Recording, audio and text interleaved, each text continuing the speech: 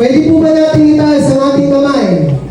Itapat po natin sa mga graduates. Graduates, receive the declaration and prayers ng mga lahat ng tao nandito. Pwede po ba natin silang ipagdasal? Repeat after me, Panginoong Hesus, maraming salamat po sa mga batang ito. Salamat po sa mga batang ito. Tulungan niyo po silang maging mabuting tao. Tulungan niyo po sila maging mabuting tao.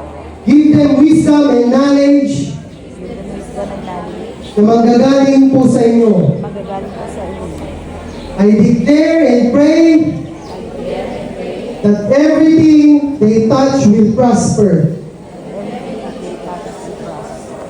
I pray and declare na sa grupong ito magkakaroon ng mga leaders na may kakayanan at mabuting puso.